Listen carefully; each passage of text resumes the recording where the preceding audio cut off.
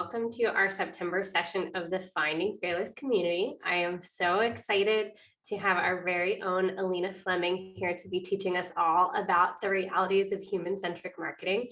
There's been a lot of us who are looking forward to the sessions, largely because Alina has a good sense of humor that she's bringing to this topic, but more so because we've seen so many shifts in marketing in the past year or even 2 years where, I think there's something about COVID that has all of us wanting more authentic connection between the companies that we work with.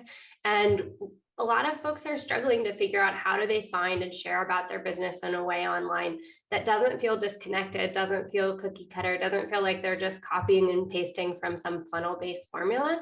So Alina's going to be teaching us all about how we can bring who we are into the way that we share about our businesses today. So Alina, welcome to the party. Thank you. So we're going to start with a video. All right.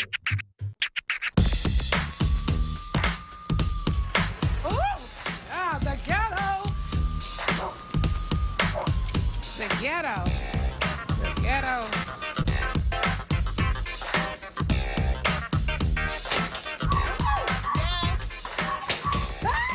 Kenya, if you got a dog in there, you better put it up. You have seen Velvet 100 times. What is this, honey? I was shocked, honey. I was in tears almost. And it has a white refrigerator. I was like, oh, not a white refrigerator. Girl, please put your shoes on. Let's go find you a home, honey. Oh, Lord. The world of marketing is becoming so basic, just like that white refrigerator. Automatic, default, and just plain boring.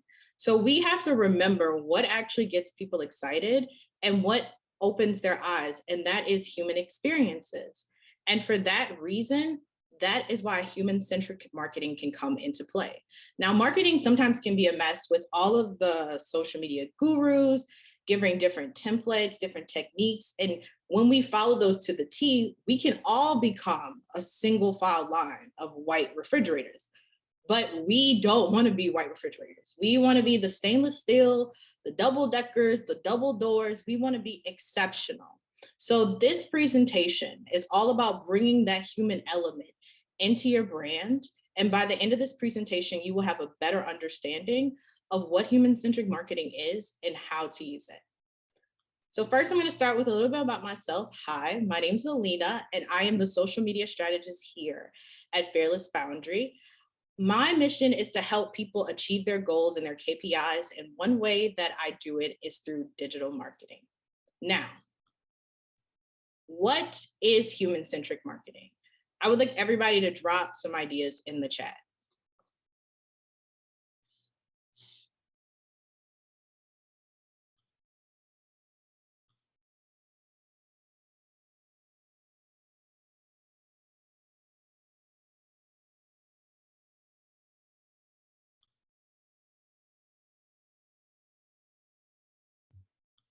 We've got some thoughts. Leading with your personality, sharing your genuine story, marketing that is more human-like and less robotic, non-robotic, relating to people, authenticity. Alina, tell us what that.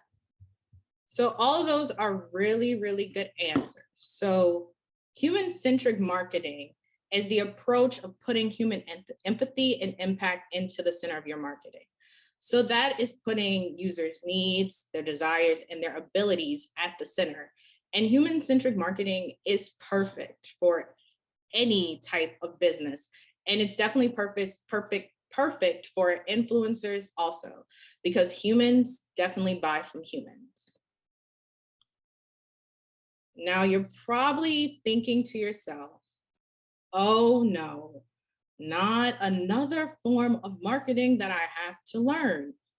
But you don't, because you do it already. It's all about being more intentional with it and mastering it. Therefore, what qualities make up a human-centric brand? Now, when brands want to influence their customers as friends without overpowering them, they use these 6 attributes. And these 6 attributes are encompassing a complete human being, one that is a role model, a public figure, or an influencer. Now, you guys might be wondering, why I chose the theme of reality TV shows, because reality TV is so fake. But one thing about reality TV, especially when it's scripted and they soft script, is they really hone into the human attributes to allow people to really resonate with the characters on the show. So we are going to explore the 6 attributes of human-centric marketing with our favorite reality TV family, the Kardashians. So the first one is physicality, the physical presence. So this is how a product or an image looks. No one wants to buy into something that doesn't feel organic or natural. So when we talk about photography for your website and also for your social channels, you want it to feel as natural and organic as possible, because we know that no one's perfect and nothing is perfect. So not everything has to be very staged or over color corrected or feel just not real. People want to see real stuff. And also this physical attraction can also come from compelling product design, and also it can be weaved into your UX experience. The next one is intellectuality. So this is the ability of understanding, dealing with problems, and generating ideas. And so this one is when you think above and beyond. So you can use this one when it comes down to thinking ahead of your customers' problems, especially when launching new products and services, because it's all about being beyond the curve and meeting your customers on a whole different level. And the third one is sociability, which is the quality of being sociable. This is having confidence when you engage. And this engagement can be in related conversations with your customers, answering questions, solving conflicts, and sharing good content online. And we want to engage with our customers online just like we would engage with each other in public or in private. We want it to feel very organic and free flowing. The fourth one, emotionality. So evoking emotion and connecting emotionally with others. This one has to be the most powerful attribute that you can use, because if you can use emotion to drive someone to do an action, to buy into a product, that is so powerful. It is one of the main tools that influencers use to create great engagement for their audiences. So this is finding your customers' pain points and really understanding how they feel. And this can also be used when you're talking in the tone of like being humorous or being inspirational. The fifth one, personability. Wow, personability. So it is having a strong self-awareness and being conscious of what you do good and being able to admit your flaws. So as humans, we all make mistakes and no one's perfect. And it's the same goes for brands. So being able to admit your flaws, open up and get in front of them. And one of the best examples for this is Domino's Pizza. They actually publicly post all of their customer reviews, good or bad, on their social media to show that they do make mistakes and they aren't hiding it. And sometimes they even go through the process of showing people how they improve the situation. And then the sixth one is morality. So having ethics and integrity. So knowing the difference between right and wrong, and also having the courage to do the right thing. And we see this a lot right now when it comes down to brands. We see a lot of brands digging deeper into their values to align themselves with a lot of social justice issues currently. So a lot of brands use these values and these considerations to be major parts of their business decision. And you want to show your customers that you have a soul and you have a full being. So altogether, if you just want to put this in layman's terms, being a human, just don't be rude and just be yourself. So we are going to play a game. So it's time for a maxi challenge. So we are going to play a game called Snatchgate. And this is actually a spoof on Matchgate. So on RuPaul's Drag Race, they actually play a game where they dress up as their favorite female or male divas and they impersonate them. So tonight we have 4 brands and we are going to pick which attribute they are displaying tonight. So I'm gonna play the intro.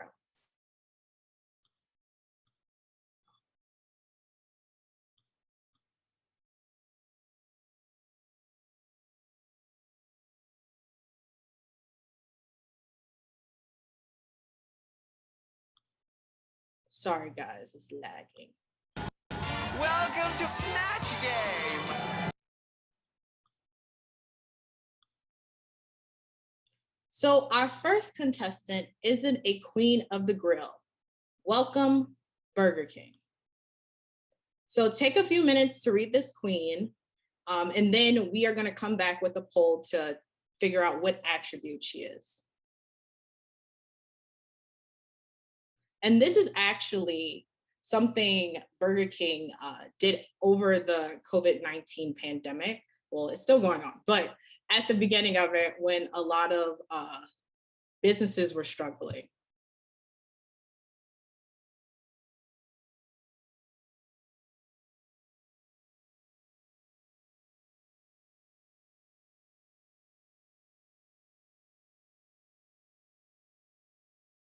So the poll is up, so pick which attribute you think it is.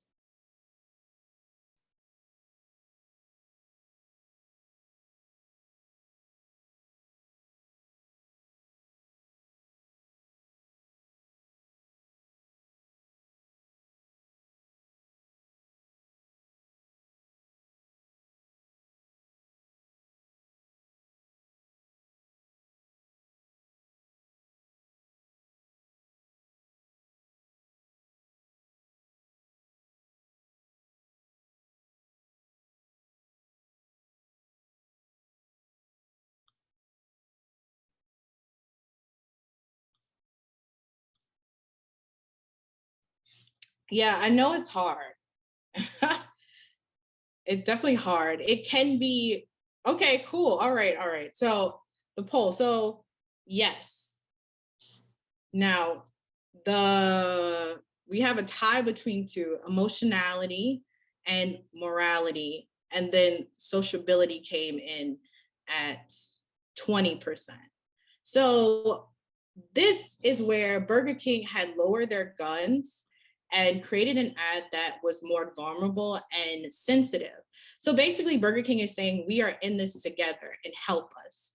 So if you said emotionality, you are correct. Congratulations.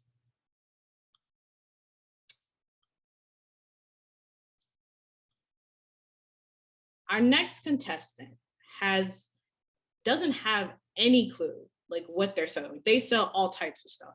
So our next contestant is Zappos. So take a few minutes to read this queen, and then we're going to choose which attribute.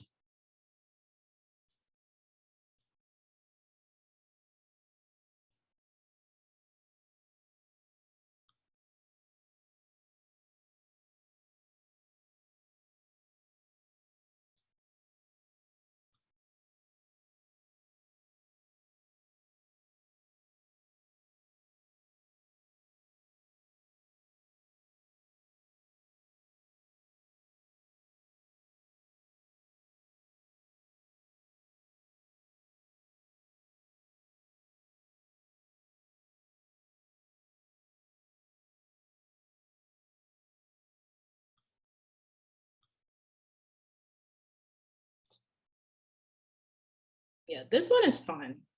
Zappos is,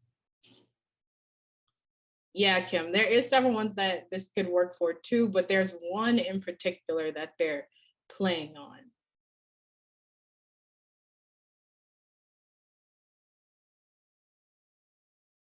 Okay, so we have sociability at 60% intellectuality at 20%, and personability at 20%. So for this one, Zappos is an e-commerce. They are not Yelp or anything like that. Now, this customer service team or social team, whatever they have on their staff, could have completely ignored this tweet, not answered it, not said anything, but they found this as an opportunity to create an engaging conversation with the customer and also play on that humor element of showing that they're approachable and they're here and they're listening. So if you said sociability, you are correct. Congratulations. Now, our next contestant can update and malfunction at the same time. Welcome, Apple. So let's just take a few seconds, because it's just a logo, to look at this queen, and let's choose which attribute fits her.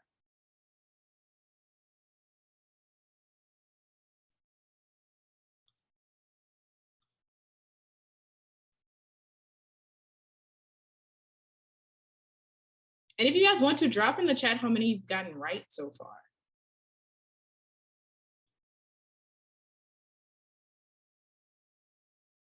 Good job, Madeline.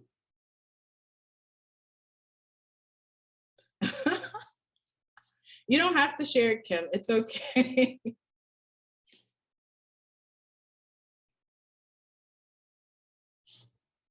All right, so we have physicality at 40% with a split with intellectuality at a 40%, and then personality at 20%.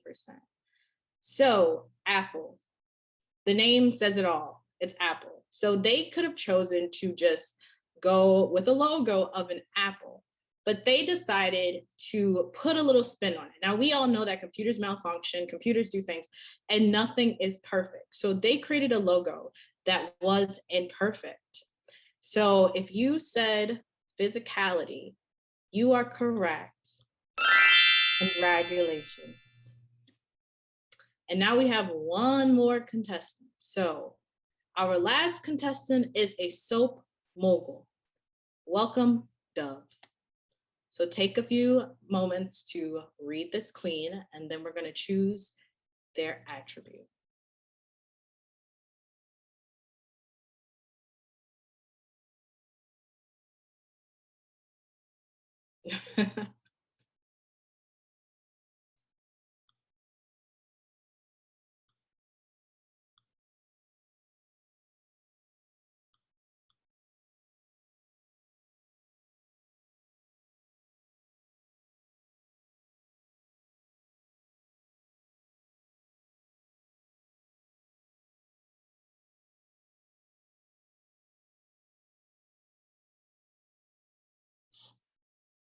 All right, so you guys did good on this one. So emotionality has 80%, personability has 20%. So this Dove campaign was all about our skin telling stories. So it displayed women who had went through childbirth, who went through certain cancers and other things that could alter your body. And obviously, you know, that is one of the things people really hold near and dear, is like their physical appearance. And those types of things can be life-changing and really, you know, dig on your emotions. So if you said emotionality, you are correct. Congratulations. So we are going to take a moment. If anybody, this is halfway through the presentation. So we're going to take a moment, and I'm going to take any questions before we really get into the meat and potatoes of what this is. I have a question for you, Alina. Like, what out of all the brands that you could have chosen, what made you pick those 4 brands out to highlight these qualities? So definitely Burger King was one of the top ones, because Burger King really, like, recently in the last, I want to say 4 or 5 years, have really started getting into that human-centric vibe with incorporating more humor into their brand and really talking to people about things that have nothing to do with burgers. Even in their marketing for on television when they try to throw dags at at McDonald's or Wendy's or whatever. Burger King is notorious for human-centric marketing. So it was definitely one to pick. And then when it came down to Zappos loves to have conversations all the time that have nothing to do with Zappos, because I think Zappos confused on who Zappos is. So I think that was a great one because they constantly communicate like that, giving people locations, telling people who they would recommend to walk their dog. They also get into questions about celebrity gossip and have conversations about that with their customers and their audience. So that's why I picked Zappos. Apple, because it's a double-ended sword. So Apple, on the side of the logo being imperfected, I know when I first started with Apple computers and Apple products, I always wondered, like, why didn't they just do an Apple? Like, why does it have like a little thing in it? Why does it look bidden out or whatever?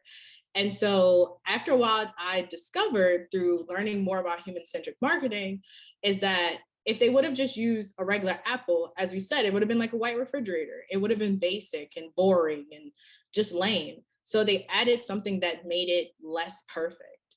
It made it seem a little bit more organic because it makes you feel like, this is not going to be perfect. This is not going to be the overall best experience. But on the flip side, when we come down to a physical attraction portion of it, their UX experience is beautiful and very free-flowing sometimes and organic if you're used to Apple products.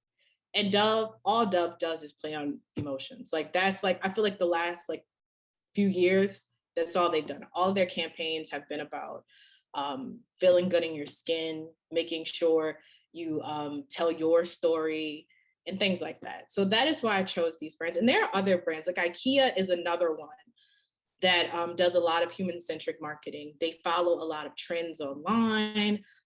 They really get into the nitty-gritty of things, and they don't shy away from anything. If it's trending, they do it. So, yes.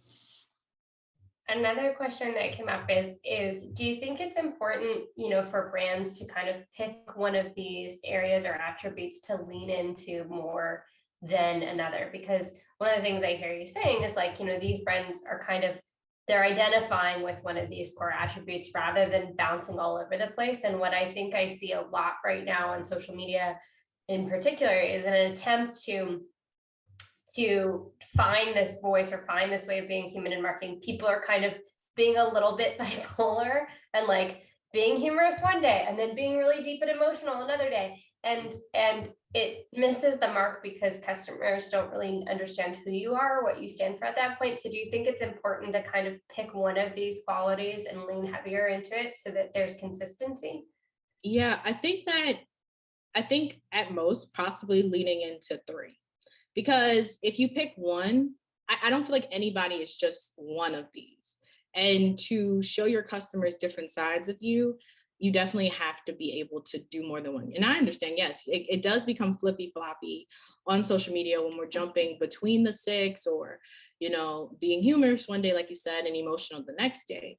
But I think you have to figure out for your personal brand, especially if it's a brand where it's a human as like the front face of it, to really figure out what you want how do you want your customers to see you?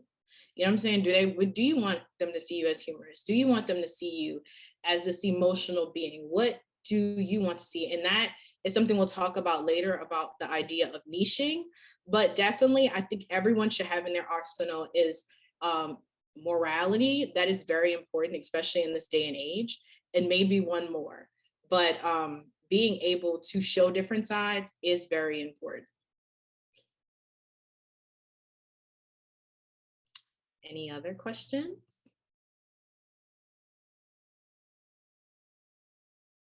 Okay, so we are going to do one more fun thing before we get to the meat and potatoes of this. So I know I asked everyone to bring their favorite gifts. I'm gonna first share mine in case you didn't, get the memo. So these are actually 2 of my favorite gifts, and I'm gonna tell you why. So this is the first one. from Dance Moms. We are all gonna have fun. I feel like this is how my life is sometimes in the social media world, where it's supposed to be fun and enjoyable, but it's not always fun and enjoyable. So sometimes you just have to tell yourself, we are going to have fun, and just be very aggressive about it. And then my other favorite meme is from Real Housewives of Atlanta, when my friends send me crazy stuff and they say that I said it or I did it or I gave it up, I send them this, like, who said that? It wasn't me. So, all right, I see Kim shared one in the chat.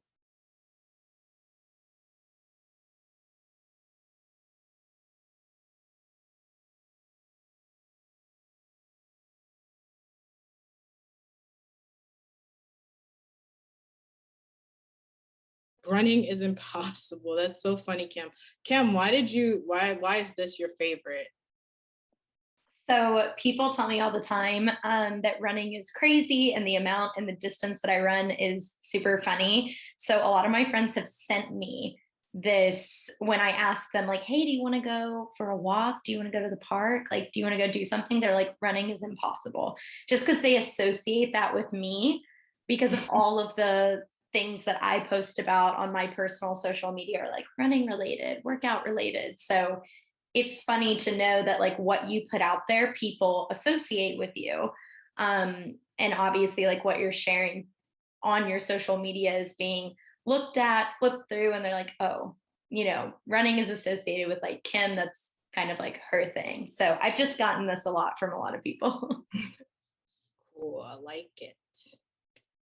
So Marlene said, being human is all about showing different sides of yourself and different emotions. I think we have all become so used to what is my brand, and thinking about what we look like to other people's perceptions only, instead of what we truly feel inside. And that's so true. Like, one thing I think that, and this is why the world of influencers is becoming so big. And I know some people just hate the term influencers, but the reason that it works so well is because they are not worried about what other people's perceptions are. These humans are, they're selling things, but in reality, they're just being themselves online. And the idea of micro influencers without a large following, because they have higher engagement rates, because people are resonating with who they truly are inside. And we need to think about that more when it comes to the brands, because when you think about what's my brand, yes, you can describe your brand in like a sentence. Yeah, that's great. But like, who are you? What do you feel? You know what I'm saying? What if your brand was a human? And this goes back to like when you create your brand strategy, like, what is that persona? You know what I'm saying? Like, if you could describe your brand, and I've seen techniques where people are like, my brand is a love child between Lizzo and Beyonce. Like, how would what would that feel? Because when we think about Lizzo, we think about confidence, we think about boldness, we think about all of these things. Think about Beyonce, you think about strong, you think about very poised, very proper, very, focused. And those things you can lead into human-centric attributes to actually be able to figure out who you really are as a brand inside. So I have two more. So let's see. This one is from Madeline.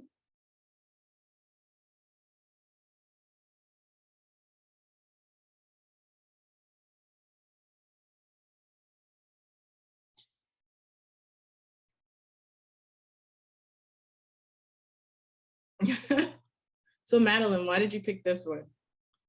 So I, for whatever reason on Twitter, oftentimes get called into like very just like blatant displays of misogyny. Like a lot of times because if women talk money, we get called into like moments where like somebody's put out like a panel discussion lineup, or like my personal favorite was like last week, it was like, please, it was a tweet that was like, please announce us like celebrating all of our like winners of awards for diversity and inclusion in like some sort of large organization, and it was just like 12 photos of white people. And so I feel like on social, and in particular on Twitter, which is where I mostly display my meme game, I'm always constantly having to respond to preposterous nonsense situations. So this is my go-to meme.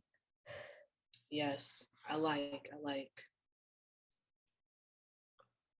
Okay. Then we have another one.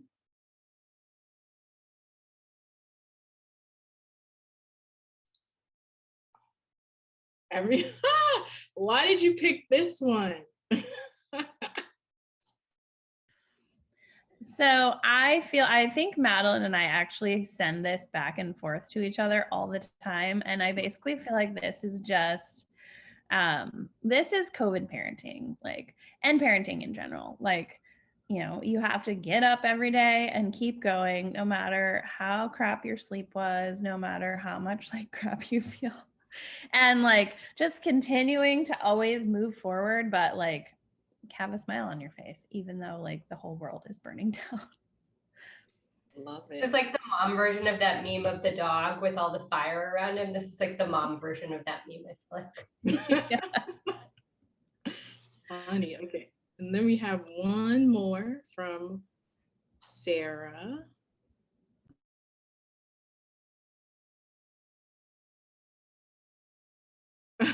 I love it, Sarah. I love it. And why did you pick this one, Sarah? If you can come off of mute. Yeah, I got a coworker in the background, but yeah, number one, I just love Kristen Wiig and anything she does and Bridesmaids. But yeah, I feel like I've realized recently that I've been missing socializing a lot more. So with me about going up to Seattle this weekend, I especially feel it. I'm like, I want to hang out with people besides everybody that lives in my house.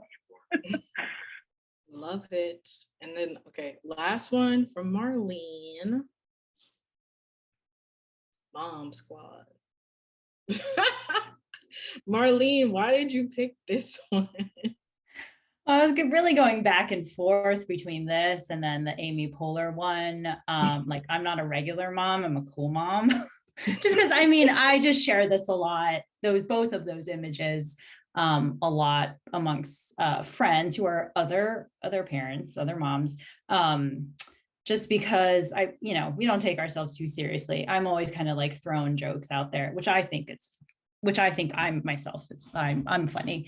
I don't know what my friends do think, but yeah, I just think it's kind of like a fun thing of like, oh my gosh, how did we get to this place? Because I feel like I'm still 17 inside and I know the trends, but apparently not. So mom jeans are a part of the trends now. Every store sells mom jeans for very high prices. Yes. So if you have an archive of them, you can put them online for $100. People buy them. All right. And then also Marlene said something while we were going through the meme. So she said, I think influencers are most definitely becoming a nuisance where micro influencers started off as appearing more authentic. But once they cross over, I think they transform into thinking only about others would think of them and what content to be serving. And yes, that is true. And that's why I feel like a lot of people try to stay micro influencers for that purpose. They either try, and this is kind of off topic, but they either try to expand their audience to other platforms, to have other platforms with smaller audiences to continue to be a micro influencer. But yeah, some micro influencers, they do get big headed once they cross that line. So the next thing we're going to actually go into are the 4 steps of human-centric marketing. So after each step, I'm going to open the floor to questions because this is a lot of material. So just if you feel compelled to ask a question, you can just go ahead and use the raise hand emoji. So now we are going to talk about the 4 stages of human-centric marketing. Now, these stages do not have to be done to the T, but it is definitely some strategies that you can use to start looking and trying to figure out if your brand is human-centric. So the first stage is walking in your customer's shoes. So nothing beats walking your customer's shoes and going through the experience for yourself. And as business owners, you constantly look at your marketing, your website, and everything. So it's hard for you to notice if there actually is a poor experience. So you want to make sure you come into this approach with an open mind. So 2 strategies to help you walk as the unknown customer is you need to do an audit. So the first part of this would be hide and seek. So can your customers find you when they search you online, on desktop and on mobile? Are all of your information consistent across platforms? So I know a big thing is that when it comes down to business names, businesses might have a different aliases or shortcuts to their names. They might look different on Facebook than they look on Instagram and things like that. You want to make sure that things look consistent, because when you start chopping things up and making them look different, people don't know if this is actually you, you know? So being able to make sure that is very solid. And I know also with handles for Twitter, for Instagram, making sure those handles are very close to your business's name. And, you know, sometimes you have to abbreviate, but just trying to get it as close as possible, because that all definitely goes into the search engine. And also double checking to make sure all of your information, like your phone numbers, your email addresses, all of that stuff is also correct. So does your content provide all the information a potential customer needs in one place? So this is checking your about pages, your contact us, your bios, anything where contact information would live, and see if you're missing anything. And I know, for instance, when I get on some people's websites, sometimes they are missing an email on their actual website, but then I go on their IG and click email, and then there's an email address. You know, some customers aren't willing to take that extra step. So just make sure you just make it easier for them and put it in one place. And so the next question you should ask yourself, the last one for hide and seek, is making it easy for your customers to contact you with one click, one call, or one ticket. A lot of people forget that call to action button. A lot of people like to put their call to action button or their contact us or the book a call at the actual bottom of their pages. It should live in the corner at the top, or it should live in that first banner on the actual website. Because like I said before, a lot of people aren't willing to take that extra step to get to the next destination or look for it themselves. So just going through your website, going through your online, like checking all types of things, checking your photos. That's one thing a lot of people really don't do. When you go to search yourself online, like check Google Photos, see if there's anything that you don't want there, anything that's inappropriate, and try to get those removed, because again, customers will see that type of stuff. Also making sure that when you're searching yourself online, where are you landing? Are your Twitter pages landing on the first page and your Facebook is landing on like the 5th page? In that instance, that's another step you'll take with SEO and making sure everything is connected. Or it also might be that first one where the names might not be consistent. So when people are searching you and typing in Joe's barbecue shack, and then on one thing, it just says Joe's Barbecue. If I'm typing in Joe's Barbecue Shack, everything with the whole name Joe's Barbecue Shack will most likely come up. But that one that says Joe's Barbecue Shack might not. It might land on the bottom of the page. It might land on the 2nd page. So just making sure that you do that audit to really make sure that your customers can find you, so they're not playing hide and seek. And then the next one for walking with the unknown customer is disconnect. So disconnect with it. And there really can be an impact on your overall customer experience when your team members are not aligned. And this goes for the whole team. So if you are a team of one full-time employee and you have a VA, or you have contract workers, or you have part-time workers, or even volunteers, making sure that everyone is on the same page. So the first question you need to ask yourself, do I have a clear, defined company vision and mission? And is it accessible to everyone on my team? I know, for example, when I worked for a destination management company, I had no idea what the mission statement was. Like, I assumed the mission was to like create great experiences, but it was something else. And I actually learned it in a random conversation about like, this is what we put first, you know, we do this first. And I was just like, I didn't know that was the mission or the vision. So being able to make sure that everybody knows what that is and is able to access it. The next thing is everybody working towards a single goal or a KPI? Now, I know at the Foundry, we have an overall yearly goal. Now, in each of our different sectors, we do have our individual goals, but all of our individual goals are helping to aid the overall goal of the company. And you have to be very vocal about what that overall goal is so people can, you know, be working towards that with you. So being able to also let your team know, and that can be, you know, in quarterly meetings and email updates, but making sure that they actually know. And then the last one is, does your team share information of what's happening across departments, or is there a single place where they can find updates? This is so important. I have a friend who works for a digital coin company, and she's been there for about 2 years. And for the first time a few weeks ago, she found out that the customer service, the marketing PR-ish team, they had been listening to the customer service calls. And they all discovered that the idea that the marketing team had for the actual customer service calls and the customer service journey was not the same. And no one knew on the customer service team that there was any type of protocol, there was any type of verbiage to be used. They had no idea. So when they were making those statements on the customer service team using certain terminology, and then complaints would go to corporate, and the upper teams are like, well, you shouldn't be saying that. That's not something we say.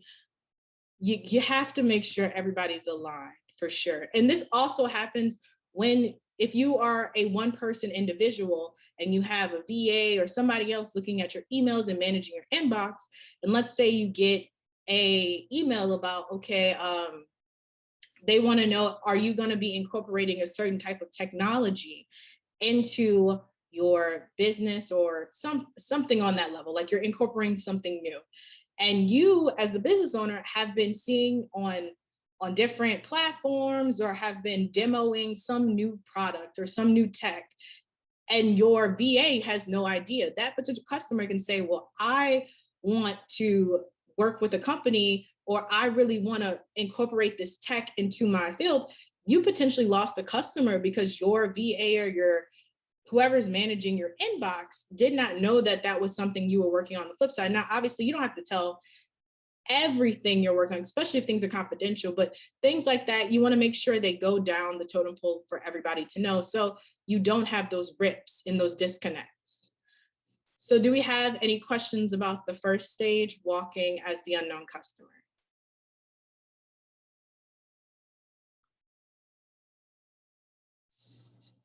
So I see in the chat, Madeline said, I see it so commonly in companies that don't train their team on their brand strategy and messaging. Sales teams and support teams just run amok in describing an experience that doesn't exist. Exactly. And that's what you have to avoid, because like it's terrible when like you're working. I just think about a lot of these tech companies when they're working on like for example, LinkedIn. Like LinkedIn has created LinkedIn Live. When LinkedIn Live first came out and I was trying to have conversations about it, there was so much disconnect because the information about what the qualifications were seeming like they weren't going down to the people who were actually in the chat boxes, which was very confusing to me. And then when I go do my own research on my own, I figure out there's all these qualifications and there's all these things that you have to do.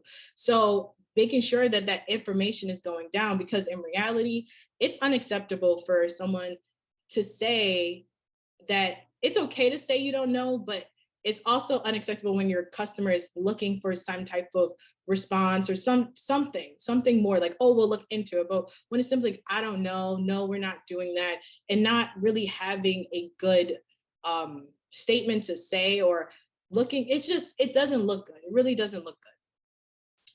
So we are going, go ahead. Oh, I was just going to say it's so essential too that you educate like your team in terms of what you deliver, especially if you're in a service-based business, because I see so many stories of where, you know, somebody out front has described and sold, you know, one offer to somebody only to have a team member step in and deliver something totally different. And so onboarding your customers in a way that's consistent after that sales moment. And then, you know, that's why on our team, we also focus on onboarding internally first, so that we're all on the same page prior to getting into anything with the client. That is so true. And those internal meetings, as an employee, are just amazing, because it's like, you know, everything that's going on and you don't have to hear it from someone else down the line when you're in your first client meeting. They're like, where is this? And and you just don't know. You're like, I never even heard of that. So they're definitely useful. So the next stage is listening with empathy. So are you listening to your customers? And a lot of people will say, yes, they're listening to their customers. But in reality, they're really not listening to their customers. So there was a young lady, she was a social media guru, it was a few years ago. She sold courses and things like that. She also was one of the first people to start teaching people Planoly on a one-to-one basis. But over time, I was actually dipping and dabbing into her free coursework, and that's how I discovered this. But people were commenting in her comments about learning how to be an influencer. And this is right when influencers started. And people are asking questions like, how do I plan this? How do I do this? How do I talk to brands? How do I negotiate contracts? And she saw a lot of that in her comments, to the point where she completely pivoted her business, because one, the social media space for social media gurus is so saturated that it's hard to really make your mark, to be completely honest. So she pivoted to just doing influencer marketing. But she took it a step further and listened to her customers even more. She started realizing that the customers who were asking these different questions were all under the age of 30. They were all women, and they all were talking about brands that were in the common audience. So she was going and listening and looking at their profiles, seeing what they were resharing, really getting into the nitty-gritty of what these people want. So that is one of the things, and that does take a lot of effort.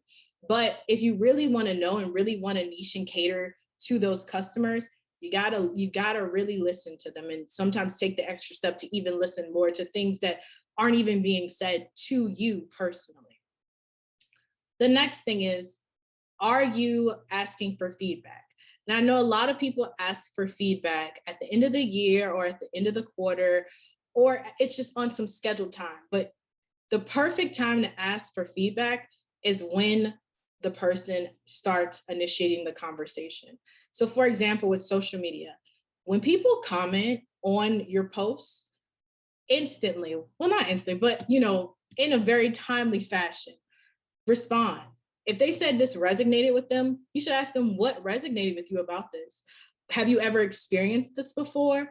What do you see that made you really take an action? Because if your customers know they are being heard, they are more likely to see your business as one that understands and actually cares about their views, which is so important, and also creates consistent business. So really taking those moments in those times and making times in your schedule to just go and look at your comments, look at what your customers are talking about outside of your space, because you can take information. If let's say you are you're selling accounting services. This is a great example for accountants and firms. One thing that we've learned in our journey through social media on Twitter is that a lot of accountants and accounting firms who are on Twitter as individuals, like the individual accounts, they love to make jokes. They love humor. They love memes. And that was listening outside of our space to learn those things about them. So really get in there and really listen.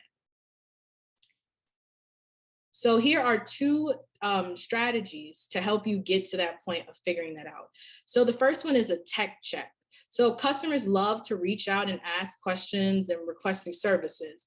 So when those requests come in, what is your roadmap to meet their requests? Do you have a plan to figure that out? I know a lot of people will sometimes push those things to the side. They set maybe a certain time of year to do it, but you should have a plan. If you have a team where you can assign someone that task of figuring out what that roadmap is and like, what do we do next? Do we search the product? Do we do a demo? Like, what is next? And also being able to tell your customer like, oh, right now we are working on that. We're in talks. We're figuring something out. Oh, that's a great suggestion. Let me look into it. Having that roadmap based on those requests. And then the second one, which is my favorite one, which is something that I see every single day, the smiling assassin. Oh goodness. Okay, so being able to handle challenging conversations. We all see on social media, especially with cancel culture and all of these things that are going on, that people speak their mind. And sometimes what they speak might not be positive to us. So how are you handling negative feedback? And how are you managing those negative reviews from employees and customers on your social channels? Now, the worst thing you can do is not pay attention to what is going on, because the best way to get in front of something is to be there. So being able to have a plan. So every social media, digital marketing, PR, there should be a default plan of what we do when there's negative comments. Is there an auto response?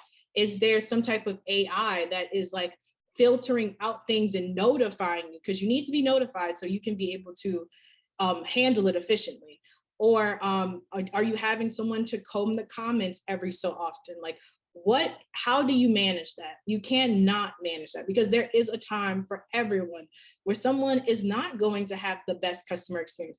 Unfortunately, we can't dictate everybody's feeling after they've had an experience with us. Some people might see a negative point that they felt and might want to express it. So how are you managing that? And then the next thing is, how are you managing customer expectation gaps?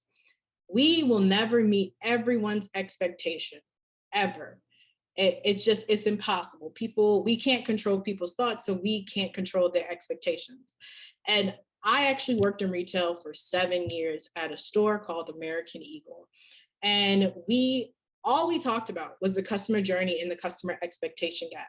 We, for years, missed the mark on the customer expectation gap. When you come to a store, your goal is to leave out with something that works for you. You don't walk into a store expecting to not buy something, or them not to have your size, or for them not to have anything that works for you. So we talked a lot about how we manage that and how we really listen to the customer and empathize with them to figure out how we can solve their problem. So for example, one thing I would do, there was a point in time when I worked at the store, that the body positivity movement had not started yet. So there was still just the normal sizes, just plain old normal stuff. And I did not wear anything from the store because it did not fit me. So I understood that journey. So when girls would come into the store and they had the same body type or had similar issues where things didn't fit, it would always be in the fitting room. They would always ring the little buzzer, and I would walk over and they would tell me like, I don't understand why nothing here is made for me.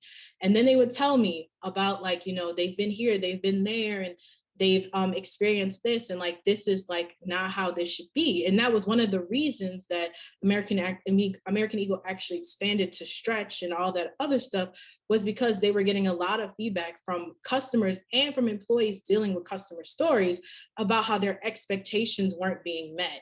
So being able to listen and also being able to offer solutions when those customer expectations are not met. So several times there were things that I would offer. So if they didn't fit the jeans, like I would say, well, there's a top, like I've tried this top on before. This top might work for you. And it might not meet their expectations, but it's also a way to show that you're actively listening and you actually care. So it's killing the problem with a smile. So do we have any questions about or comments about listening with empathy? I'm wondering, Alina, in terms of like creating feedback loops in your business, because I think that there are some brands that, you know, struggle to figure out the right ways to even get their customers or their clients to engage in a conversation. So if you were talking to somebody who doesn't really have, you know, their clients giving them this kind of information or that they can even listen to, like what actions maybe should they take online to encourage people to share feedback with them? I think the best method, and it's from a social perspective, is to do like Zappos. Start creating commentary with questions, or start creating engaging questions for people to answer. I know there are some strategy where people will call people out and ask them, but I think you have to start warming your clients up. And we talk a little bit later about some techniques to gain feedback and to gain how to create that loop from other companies that I've worked with in the past. But it's all about showing people that you are approachable. I feel like the reason that people struggle to get feedback is, one, because they're not connecting. Because if you actually have a relationship with your customers, there shouldn't be an issue for you to just go and say, hey, can you fill this out? And yes, some people will not be responsive, but if you send out 10 and you really have cultivated this connection, you'll get at least 2 or 3. So I think it's more about thinking about that connection and how you're building it from the other entry points before you get to the point where you need feedback, if that makes sense. It makes a ton of sense. And I think this is a common mistake that people make on social, is that like, it kind of feels like a one-way conversation. It feels like sometimes that people are just like on their solo soapbox, just like shouting their ideas or opinions at people. And so like, I love this thought process of like, how are you asking questions or inviting people to engage back with you? It's such a small change that people can make to get people responding and communicating differently with them online. Yeah, and another technique is that you can take maybe 30 minutes out your day to just go on, and Twitter's a great place to do this, Instagram too, but Twitter, to go and just comment on things in your niche, you know, just give very not, oh, this looks great. No, like actual resourceful and good engaging comments, you know, ask more questions. I know there is a client that we work with where I'll never forget the young lady, she was talking about how she is honoring students in the classroom by creating a what is it, like a board for just her class to show to, and it was more focused. She worked in a primarily school of people of color, and she said the kids always felt like they didn't have a voice and they didn't have any type of they just didn't have a voice, and they didn't like how the school was making all these rules. And she understood the rules were kind of like weird, but they didn't understand why the kids didn't really feel hip to these rules, because the teacher, I mean, the administration wasn't listening to the kids. So she actually started a council of the kids to vote, to actually learn what it is to be in a position of power, to also see how these administrative teams are filtering through problems and issues. So as speaking for the client on social, the thing that I asked, and it was not even targeted towards us, it was a random Twitter post that I found. I asked, like, so what techniques are you using? What is the reward system? Are you giving out stickers? Are they having elections? Like, keep us updated. We want to know what this is going to be like, because this sounds like a great idea to write about.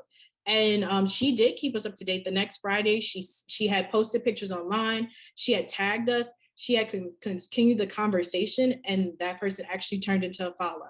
So making those conversations, and it only took like, what, 2 seconds to read her post and like maybe a minute or two to write the comment and press send. So just making time for that is very important. So the next one is making human impact. So what actions are you taking on your feedback to get it from your customers? And this is exactly what Madeline was just talking about. So what actions are you taking with that feedback?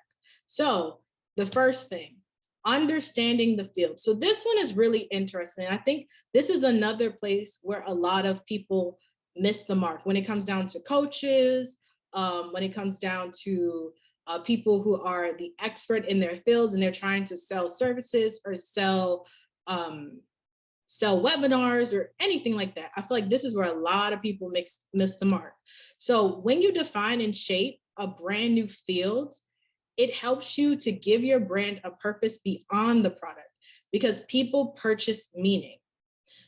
A great example of this is actually Typeform. So Typeform had this point of view that online forms are boring, like Google Forms, SurveyMonkey. They felt like it was boring, and they wanted to redefine and reshape the field of what they were doing by creating beautiful designs and asking each question one at a time, like a free-flowing conversation. So actually having a conversation, and that's why a lot of people like Typeform, because the experience feels different. It doesn't feel like a SurveyMonkey. It doesn't feel like a Google form. You know, they're asking you one by one, like a human would. So they turned data collection into an experience that was different than anyone else. The next thing is faster or better. So solving the problem faster or better than your competitor. So solving your problems with solving your customers' pain points doesn't mean you are fixing the problem for everyone. You're just fixing the problem for the people who need it. So, or the people who are most engaged. So going back to the Planoly story, you know, the young woman realized that the social media realm was very saturated, and her customers,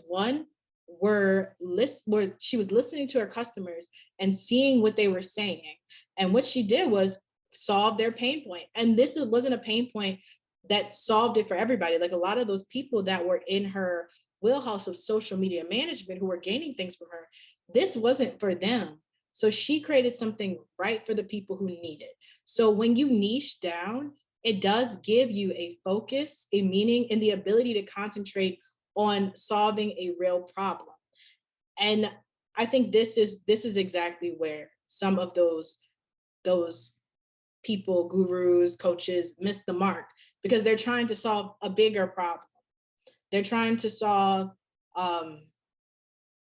very large problems instead of focusing on one thing. So if you focus directly on public speaking and people who are dealing with this certain issue with public speaking, or you are dealing with people who want to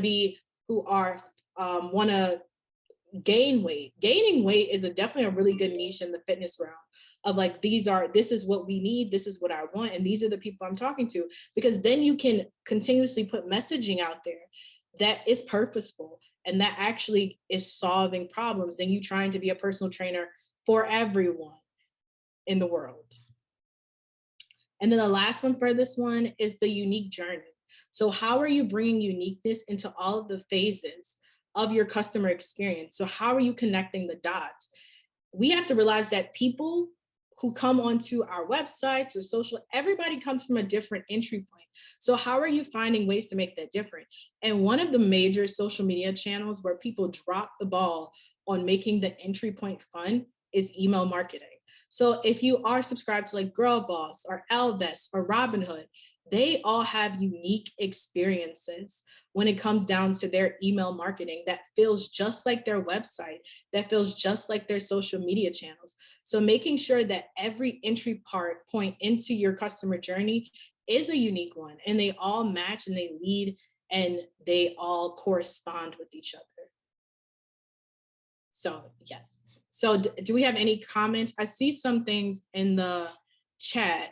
So Madeline said, people are willing to pay more for Typeform because it is so pretty and it's a better user experience. And that's so true, because they make the customer journey way less overpowering.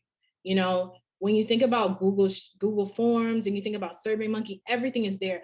I get so overwhelmed on Google Forms when I slide down and I see all these questions like there, and I'm like, do I even want to fill this out?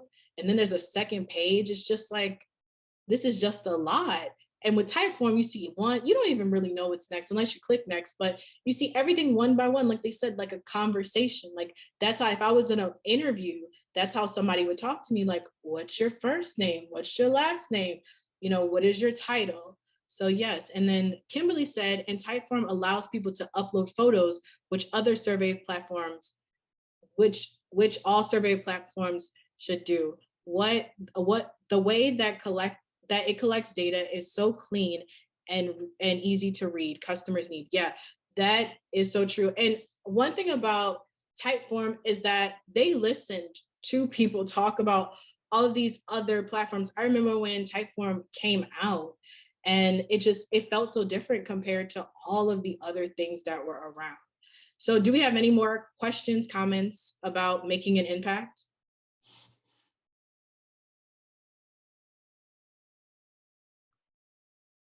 Okay, so our last stage is growing together with customers. So how are you driving customer happiness and commercial experience? This one is probably the biggest one. And I also feel like this is the stage that everybody jumps to try to tackle first. So one example of this, because we all know data is king.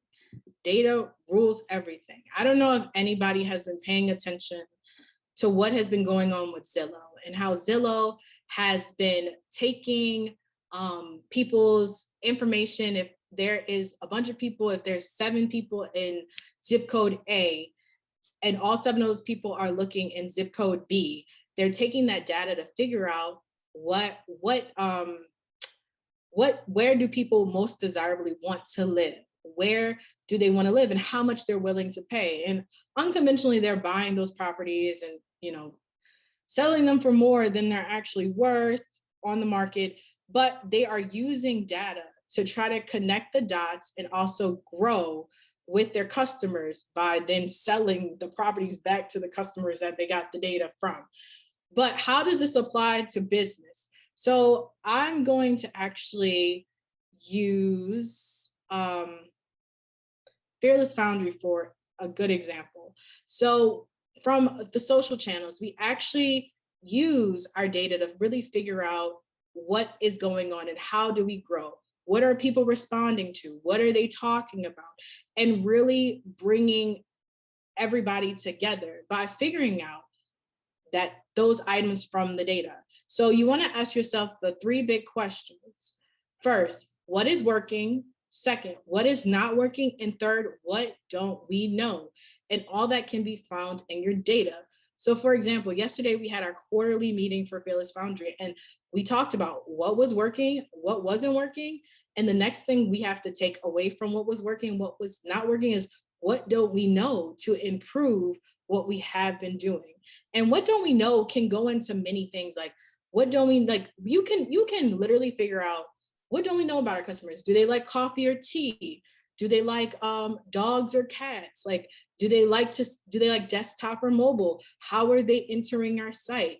There are so many things that you don't know that you can take time in your data to figure out. And that data can come from your Google Analytics, from your social media insights, but really taking that data, putting it in one place and actually analyzing it to figure out what you need to learn from your customers that you don't already know and what you should continue to do. The next one is filling the gaps. So filling the gaps in your customer journey. So going back to stage 1 of walking as the unknown customer. So you went through that customer journey to see where those problem areas were. So now it's time to fill those in. And the best way to do this is to contact a customer and allow them to test, allow them to go through the journey, all of the emails, all of the websites, all of the social channels. And it should be, at the end of the day, they should tell you that it feels like a free-flowing experience, because that's what you want to feel. When it's human-centric, all of it feels natural. All of it feels like it's organic, and all of it goes together. And also, this is a place where you make those human connections, where you can be able to rely on your customers for actual feedback. And so the last one is going deep with new customers. So there's nothing more useful than a human touch when it comes down to connecting with customers. What is your follow-up journey? I used to work, like I said earlier, at a destination management company, and our follow-up journey was very, very, very strong. We sent follow-ups for Christmas, Easter, Cinco de Mayo, any holiday that you could think of. There was a follow-up. There was a follow-up about, what are you up to? Do you have any new conferences coming up? Are any of your people coming to town? There was always a follow-up to continue the conversation with the customer, even when we weren't doing business with them at that current time. And also going deeper with your customers with follow-ups.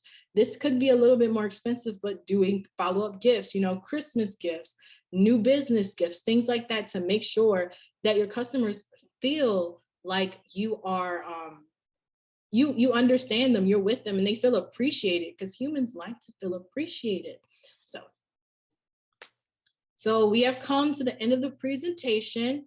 So I'm going to open the floor to any questions. And this could be questions about human-centric marketing, general social media questions, whatever questions you have about digital marketing. Alina, I don't necessarily have a question, but I think this really opened my eyes to seeing, and I see it a lot on Twitter, but just in general, seeing on social media, brands, even huge companies. I mean, I'm thinking, Chick-fil-A, which I don't know if it's all over the country or not, but in Texas, very big chicken restaurant. They are known for being a very polite fast food chain. And they're known for saying, when you say thank you, they say our pleasure instead of saying you're welcome. That's just what they're known for. And it's this small customer service thing that they translate that into social media. So people know that if you tweet at them and you say, you got my order wrong, I ordered this, but I ended up with that, you will get a coupon. You 100% will get a coupon that says, we're sorry, here's a coupon for a free chicken sandwich or something like that. And it's just, they put themselves in that position knowing that they are all customer service based to please their customer. And because of that, this actually has been a huge debate, because I believe the CEO of Chick-fil-A is very anti-LGBTQ, and people have stopped going to Chick-fil-A, but the numbers show that their sales haven't been changed at all, because people love Chick-fil-A. Like, they just love that, getting that sort of customer service. And then on social media too, it's just very interesting to me. I think of that, and then I also think of other Twitter accounts that I'm tagging of like local boutiques of clothes that I use, and they respond with, heck yeah, girl, like rock those boots or something like that, where they're saying, they're giving me like a human response, that they're acknowledging me as a customer. So I think that's huge. I think that's something we do at Fearless too, and we try to do with our clients' social media. That's huge, is put a human behind it, really dive deep into the social post, and we don't just post to post. I think that's another huge thing too. So this was very helpful for me in my everyday job, so I appreciate it. Yeah, I'm glad it's helpful. Yeah, Chick-fil-A is a very human-centric or human-centered brand for sure. And they definitely match up to all of these things. Their customer, I don't know if you've done any research on Chick-fil-A, but their customer service training is extremely intense, because they want the customer journey to feel the same at every single restaurant.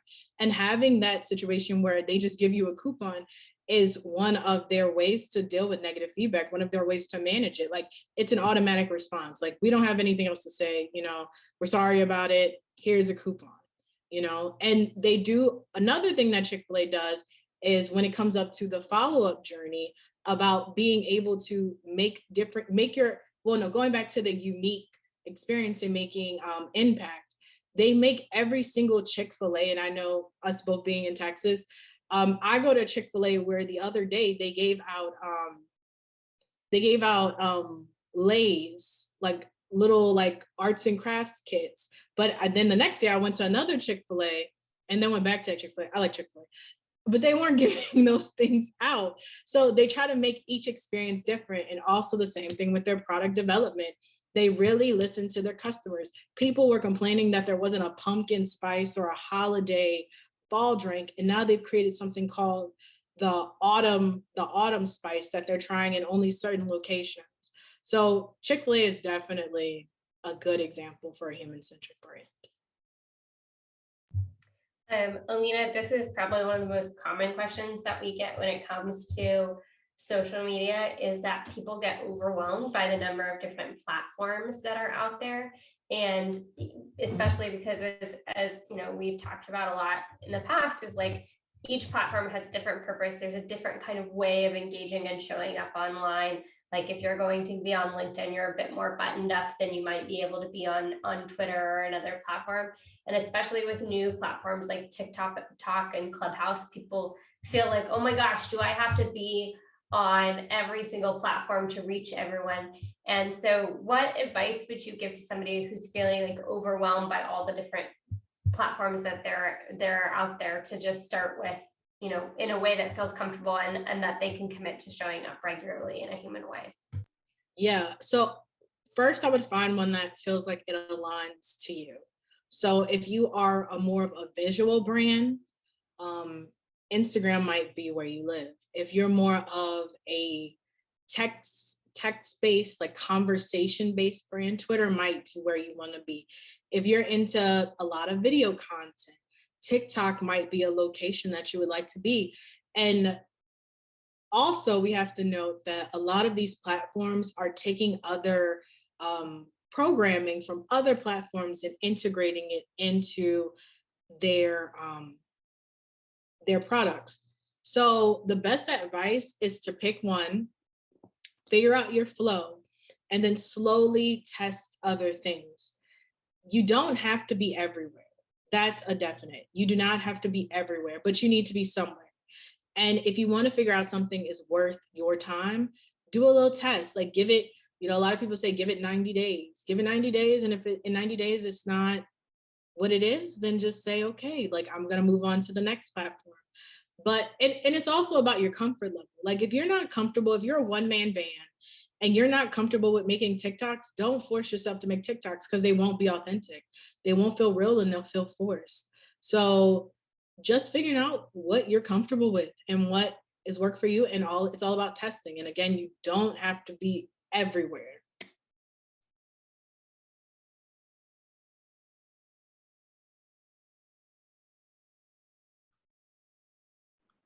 You were muted, Madeline. Now there you go.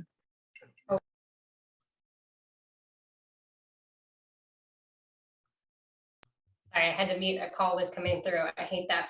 Speaking of Apple functionality, that's a functionality I hate. But I was just going to say, Alina, I think this was such a fantastic presentation, and I really appreciate you putting this together for our community.